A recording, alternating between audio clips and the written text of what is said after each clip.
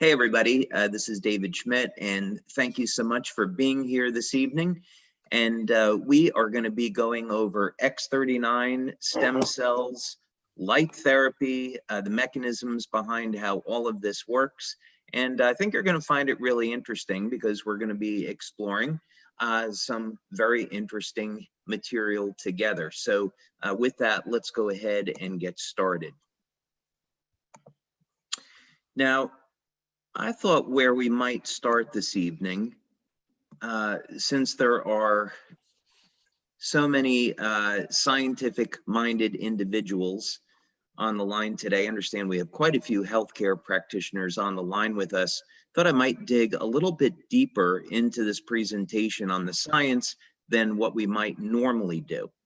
So when we're talking about light therapy, what is so exciting about this is the idea that we can trigger very specific biochemical changes in the body with light. And we think about this, this is really extraordinary. If we looked at the pharmaceutical model, we know that a pharmacologist could spend their entire career, they could spend 20 years trying to figure out how to engineer and create a new drug to activate a specific receptor in the cell to produce a specific effect. So what's exciting about this is that we can use light to initiate biochemical changes in the body.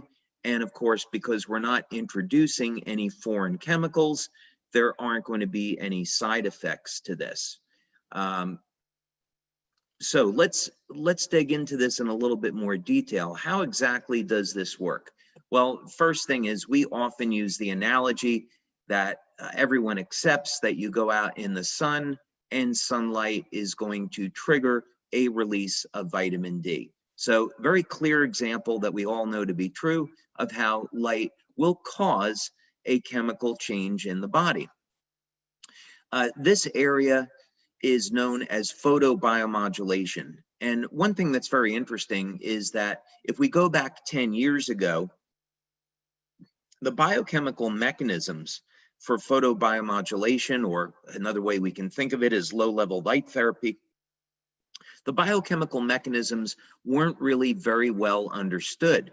If we go back 20 years ago, light therapy was relegated to the area of quackery. Traditional scientists thought, no, this is a placebo effect, there's really nothing to it. And today, with over 5,000 clinical studies that have been published with people like Dr. Michael Hamblin at Harvard University doing pioneering research. Dr. Hamblin has over 400 clinical studies that are published. The mechanisms by which light therapy works and produces these changes are very well understood. Our company, LifeWave, has performed over 80 clinical studies in the last 18 years. So we have created an enormous body of scientific research that tells us how the patches work. Okay, well, let's just start over here. We see we have different wavelengths of light, and in this example, the wavelengths are in the near infrared band, but we can see cellular change in the visible band of light as well. But what's generally accepted is that, and what has been demonstrated and shown, is that wavelengths of light in the near infrared are going to increase production of cytochrome C oxidase. And this is, of course, very significant and important because of cytochrome C oxidase's role in the electron transport chain. And the electron transport chain, of course, is involved in producing energy from carbohydrates and fats in the mitochondria. So net end result is that we can use light to elevate energy production in the cell, and as a result, that net increase in energy in the cell can be used to drive different chemical processes. So if we want to, in our case, synthesize a naturally occurring peptide in the cell, this is going to be the pathway under which we're going to do that. And sorry, I know I'm going fast. I'm trying to get a lot of information in a short period of time. Now, as I mentioned, there are thousands of studies that are going to be in the literature. We're not going to have the time this evening, of course, to do an exhaustive accounting of all those studies. But just suffice it to say that here would be an example of a study where using near-infrared light to elevate cytochrome C oxidase is demonstrated and shown, and you can see that in the results of the study when you scroll down. Okay, now, why should we be concerned about this? Well, one of the reasons is that if we are interested in stem cells and regeneration, and we want to avoid some of the negative effects of stem cells, meaning that you inject stem cells, they're expensive, they don't always work. There can be contraindications. Sometimes the stem cells will divide in ways that are not beneficial or healthy. This certainly happened in the early days of stem cells. What if we could use light to elevate a peptide known to influence the activity of stem cells in the body? And that's exactly what we're doing here. Now, Dr. Lauren Picard has spent over 45 years investigating copper peptide. As a matter of fact, he is the scientist that discovered copper peptide. And there's two peptides here that we're interested in, GHK and GHK-Cu. The difference is that what we've seen in our studies, which I'll show you in a moment, is that first X39 will elevate GHK, and then GHK will bond with copper ions. It has a very high affinity for copper, and both GHK and GHK-Cu are going to show a number of metabolic benefits, but specifically, we're going to look at the role of GHK-Cu in stem cells.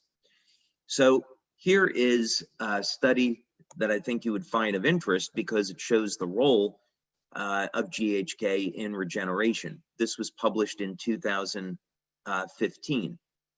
And the mechanism is extraordinarily interesting. When we think about how are human beings going to benefit from stem cell therapy, we often think in terms of injecting young, healthy cells into the body. And that's certainly one way to do it. But what if we could take the endogenous, naturally occurring stem cells that are already in our body and get them to function like younger, healthier cells?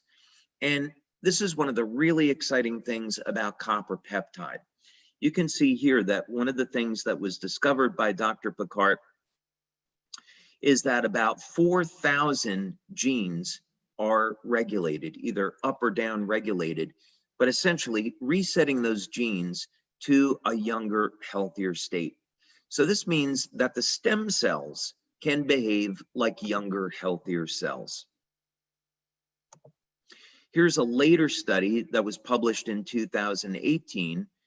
And when Dr. Picard began to see the regenerative effects of copper peptide, he then, of course, naturally concluded that copper peptide must be showing a role in stem cells. And of course, it turned out that he was correct.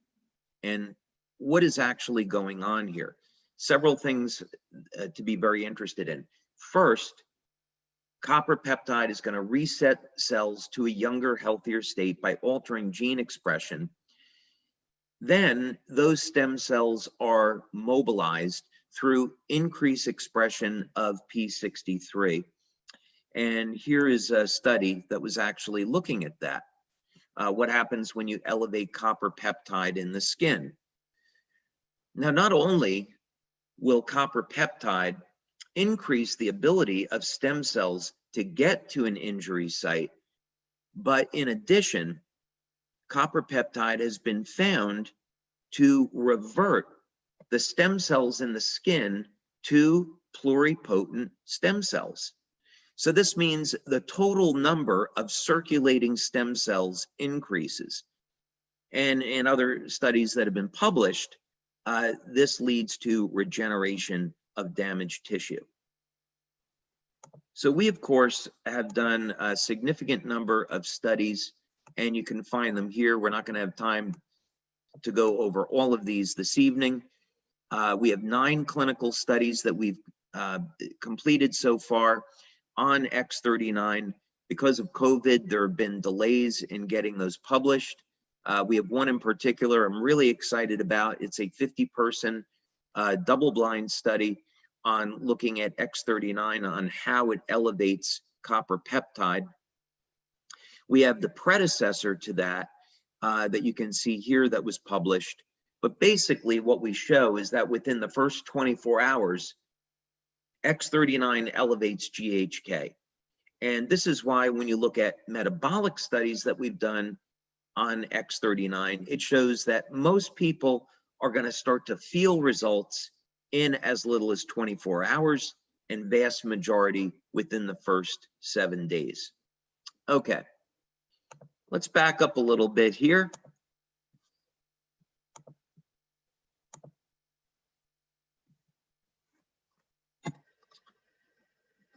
And let's restate this problem. The problem is that as we age, the stem cells are aging with us. This, of course, has to do with the Hayflick limit. There's a limited number of times that cells can divide, and the stem cells are subject to the Hayflick limit along with the rest of the cells. So quite simply, when we get to around age 70, age 75, our cells stop dividing. And this is really bad news. Anybody that has gotten over the age of 60 or 70 knows that their ability and their capacity to heal and recover from an injury has slowed down dramatically. This is a result of a degradation in the quality of the stem cells, their ability to proliferate, their ability to release growth factors, and eventually, of course, we don't have any more stem cells. So most of the solutions that companies are looking at is, let's take young, healthy stem cells and inject them into the body. And there is not a major success of this that's available today. Most governments have not approved stem cell therapy. There's only limited, very limited approvals. Most of this has to do with bone marrow transplants. And that's because there are significant risks that are associated with injecting stem cells. If they don't divide the way that they're intended to be used, they could divide into cells that are not supposed to be in the tissue where they are injected. So for example, in Japan, there has been ongoing research into Parkinson's disease. And there's a human study going on right now where a needle is inserted into the brain and stem cells are injected directly into the brain. Well, when this research first started, stem cells divided into muscle tissue, liver tissue, hair, and the animals ended up dying because the stem cells divided from a pluripotent state down into a multipotent state that was not desirable. The division was uncontrolled. So these are some of the risks associated with stem cell science as it is today. But of course, that's going to change in the future. So what we want to do is make stem cell science affordable, safe, effective, and available to everybody. So how are we going to do that? Well, as Robin was saying, I have over 100 patents now. I reached that milestone this year. Those are 100 issued global patents with many more that are pending. And over 70 of those are just in the field of stem cells and regenerative medicine. And we've spent over $4 million over the last 12 years in developing X39. And research, of course, is ongoing as we find new ways to utilize our technology with respect to stem cells. Some of the early research we did was with the National University of Ireland in Galway at their Regenerative Medicine Institute. This research was actually funded by Scientific Foundation Ireland. And Remedy, by the way, and NUIG is in the top 2% of universities globally in the field of stem cell research. So when you go over to the west coast of Ireland and you're at this institute, you can find all of the major healthcare companies doing research there. In any case, this is a technology that I invented and we developed at our laboratories in San Diego. And this is a novel form of electromagnetic therapy that we have shown can mobilize and activate stem cells. This was a standard rabbit model that we used after we went from our initial laboratory work. And the goal here was to see if we could upregulate or increase the rate of wound healing in these rabbits. So a diabetic ulceration was formed over a period of 7 days. And then we had a control group and a group that was treated with this electromagnetic coil. And we looked at the rates of regeneration. And in this very first trial, we were able to hit statistical significance and see that just using energy, we could activate the stem cells. We didn't need to use a stem cell injection. Now, what was also really significant about this study is that when you apply stem cells directly to the site of a ulceration, the rate of wound closure is identical to applying an external electromagnetic field. So this was the first indication that we had that you didn't have to give a stem cell injection. And that was really exciting. We could use energy to activate the stem cells in a body and accelerate wound healing, plus all of the other amazing benefits associated with stem cells. Now, at our labs in San Diego, we use a standard stem cell model. This is a planaria, and planaria have remarkable regenerative capabilities as a result of the sheer number of stem cells that are located in their bodies. And when you cut off the head of a planaria, it will regenerate in 17 days. The stem cell community is trying to figure out how could we get that down to 15 days? If we could do it maybe in a planaria, maybe we could do it in human beings. Well, this technology that I just showed you, we were able to get the regeneration down to 8 days and then eventually under 1 day. So imagine that, being able to regenerate the head of a worm in less than 1 day. What if we could apply a technology like that to human beings? That's going to be, of course, our ultimate goal. But this technology is very expensive, and so we want to be able to offer an affordable way for people to activate stem cells. So how do we do that? And how would this technology work? I'll take a glass of water. Okay, well, we are going to turn to light therapy for the answer to this, because I have been developing light therapy products now for 20 years. We have quite a bit of experience and knowledge in how to activate different biochemical pathways in the body with light. And we want to look at how can we do this? What are the control mechanisms for stem cells in the body? So the way this works is that instead of using a lamp or an LED or any type of electronic device, we're going to use a passive patch. You simply apply the patch to the body, and the patch will stimulate the skin with light. So we're not putting any chemicals from the patch into the body. The materials in the patch are completely sealed, and these materials are activated by your body heat. the patch will stimulate the skin with light and produce a biochemical change. So just like sunlight will cause the body to make vitamin D, this technology will stimulate the skin with light, elevate copper peptide, and this will activate the stem cells. And by the way, for the practitioners that are here this evening, when we use the term activate, this is just another way of saying that we are enhancing the ability of the stem cells to proliferate and go to where they're needed. And that, of course, is going to be the site of inflammatory cytokines where there's an injury. We know stem cells are attracted to that type of inflammation. So very simple way to think about this is that this is a new form of low-level light therapy. And we're using low-level light to elevate GHK-Cu, or copper peptide.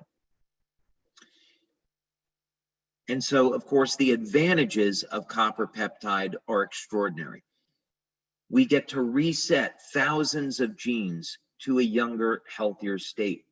As a matter of fact, in early research, if you were to take for example, liver cells from somebody 75 or 80 years old, put them in a solution of copper peptide, those cells start to behave like younger, healthier cells. If all we were doing with X39 was just simply allowing old stem cells to get to an injury, that of course would not be very effective. So what really makes this product effective is the fact that copper peptide is a very powerful gene modulator, can get those stem cells to act like younger, healthier cells. And of course, now they can release growth factors, their motility rate increases, and people can experience healing at ages when normally they would not be able to. Okay, so we've got 9 studies on X39. First question is, how do we know that the X39 patch elevates copper peptide? So that was one of the first studies we did. It actually took us about a year to get through just method development. So we had to develop methods. We worked with 2 different laboratories, and these were microanalytical labs. And first we looked at urine analysis. Could we detect copper peptide in the urine? Then eventually we landed on doing blood studies, and the method development led to a procedure where we could detect copper peptide in blood. So this was our first pilot study. It was with 10 people. We've since repeated this, and we have a double-blind study now. Generally, when we want to look at copper peptide levels, we like to have people that are over the age of 50 or 60. The reason is copper peptide levels are going to be much lower in that group. So if we were going to compare copper peptide levels to people over the age of 60 compared to people in their 20s, levels of copper peptide are down 60 to 80% when someone's over the age of 60. We also want to find out if, this is light therapy, so we should be able to see an effect rapidly. So we want to look at taking a baseline and then doing another blood draw 24 hours later. And then as a matter of convenience, we look at a 7-day period. And very clearly, what we see to statistical significance is that within the first 24 hours, we see increases in GHK. We also see increases in GHK-Cu, but not to statistical significance at 24 hours. But of course, at day 7, we are well into statistical significance. Now, we've also done metabolic testing with X39. And this is important. This was we did 2 studies here. The first was a pilot. The second was a 50-person double blind. Again, mean age was over the age of 60.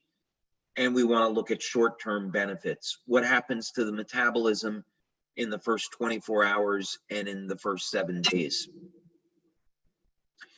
Well, one thing we were interested in was looking at synthesis of amino acids. And we saw that amino acids were upregulated. So, for example, we looked at the branched chain amino acids like leucine, isoleucine, and valine. And this was important because we had anecdotal information that athletes were recovering much more quickly from exercise. So we saw about a 30 to 40% increase in upregulation of leucine. So I think we've got some pretty good evidence that through elevating leucine, we're activating mTOR, increasing muscle protein synthesis. And of course, this is going to be very valuable, not only in recovery, but also for any athlete or anyone that wants to improve performance. As another example, we also saw an upregulation of tryptophan. And that was interesting because in the early days of studying X39, we saw that people were getting improved levels of sleep. We eventually measured GABA levels, and we saw GABA levels being upregulated as well. So we indeed were able to determine why people were experiencing improvements in their quality of sleep. We also saw improvements in memory with X39, and I'm going to show you another study, a separate study that we did looking at the brain.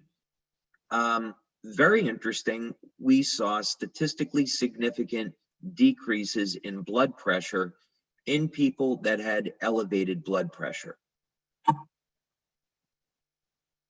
We also did measurements with heart rate variability. And for those of you that are not familiar with that, that looks at the ratio of muscle contractions in the 4 chambers of the heart. And this is important because heart rate variability can detect abnormalities in the function of the heart. And we saw improvements in heart rate variability. Overall vitality, we saw improved. Even breathing improved. Okay, and then on to brain mapping. And I'm going through this quickly so we can get to your questions. We can actually, do a much deeper dive into each of these studies. But just going through quickly, because I know there are a lot of questions tonight. We have the privilege of working with Dr. Gaetan Chevalier. We've been working with Dr. Chevalier now for over 10 years. And Melinda Connor, actually, Dr. Melinda Connor, we've been working with her for about 10 years as well. Incredible researchers, and it's a privilege to work with them and their teams. Well, Dr. Chevalier was doing research into nuclear fusion at UCLA. He's an expert in laser spectroscopy. And some of our early studies that we did with him were looking at biophoton emission. And we saw that with our LifeWave energy enhancer patches, we could actually bring the cells into greater coherence, and this would improve biophoton emission from the cells. So this is a very powerful anti-aging effect.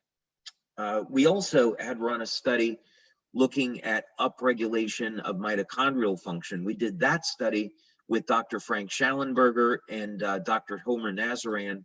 At the time, Dr. Nazaran was at the University of Texas in El Paso, their biomedical engineering department. And so we saw directly that stimulating the skin with light would increase mitochondrial function. Any case, in this study, what we wanted to do was use a P300, it says here P3, it was a P300 EEG brain mapping system. This was the pilot study. There were some delays in getting started with the double blind because of COVID, but now the double blind study on this is underway. One thing that's important is that all 12 people in this open label study had dramatic effects. And we worked with people over the age of 60.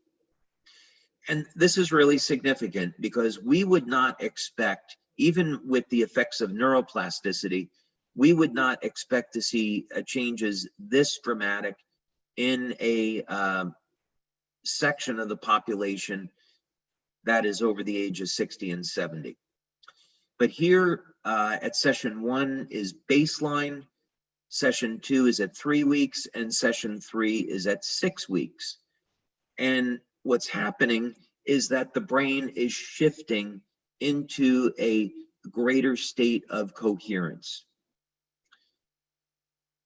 If we want to solve the problem of aging, the problem of aging can really be thought as a state of our bodies going from perfection, from the divine design, from a state of coherence and balance into a state of disorganization. And we see this over time, the degradation of the structure of the cells. Well, what would happen if we could reverse that and bring greater coherence to the cells, and of course on the macro level as well? And this is what we see with our products, that they establish greater coherence, and this is some proof of that. Here's the 67-year-old man. Now, I want to highlight the difference between these two, because most people are going to see results with X39 within the first week, and their first month using the product, most people are going to get great results. Some people, however, require a little bit more time, maybe about 10 or 15% of the population. So if you have a patient that's using X39 and they don't see the results the first 3 or 4 weeks, that would not necessarily be unusual. You can see by session 3 here at 6 weeks, already there's a very significant improvement as compared to baseline. So some people are going to take a little bit longer, but it's only about 10 or 15% of the population. Okay, and then just moving quickly now, many of you might have already seen these testimonials, so we'll go quickly through them. But some of the dramatic effects we see with X39 are in the area of wound healing. So sometimes it can be a scar that's more than a year old. Even we've had people with scars that were 18 years old. They still saw a dramatic reduction in the appearance. Or here, this is just after 2 weeks on a more recent scar. X39 can be applied behind the neck, below the belly button, and it will produce a systemic effect. Some people prefer to put the patch at the site of an injury, and of course, that's fine too. So this is a young man who had a job interview coming up, and he was in an accident, and you can see within 5 days, he experienced a dramatic result. This one's really extraordinary. I was meeting with a doctor yesterday, and we were discussing a study on X39, and I showed him this picture, and he was absolutely blown away. Here's a gentleman that was in a car accident, nearly lost his hand, and yet 2 months later, virtually no sign of that injury. So this is the power of resetting stem cells to a younger, healthier state. This is also, I mean, just incredible. This is a young boy, 9 years old in Denmark, caught his finger in a door, had it severed off. The doctors reattached it. You can see initially it turned black. The parents applied X39, and only 2 months later, the finger is back to normal. The doctor was astounded and said they didn't think that this was possible, and even still, they would have expected more like a 9-month recovery. Now, of course, stem cells, while they do a great job with wound healing, they certainly have very, very powerful anti-aging effects. And one of the things that stem cells do really well is make collagen. Of course, collagen is the most abundant protein in the body.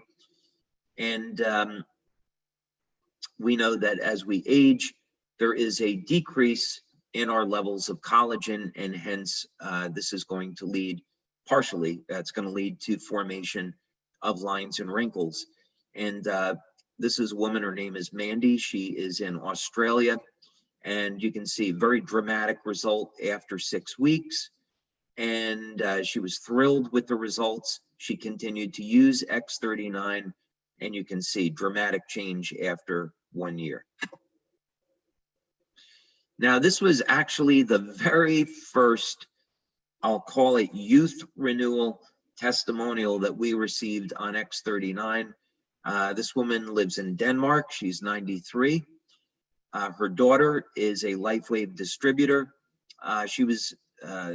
The mom here was dealing with a number of very significant health challenges. And so the daughter gave her X39 in the hopes that it could help support her health. And everyone was truly shocked at the transformation that she went through in only 2 months. So this is all to say that through our research and through practice, we have found that you don't have to have injections of stem cells, that activating the stem cells with copper peptide can lead to remarkable health benefits. One area that we are interested in exploring actually is, well, what happens when you elevate copper peptide and you give a stem cell injections? Would the benefits be even greater? That's an area that we tend to explore in our clinical research. We tend to feel that there could be some synergies there that are really worth exploring.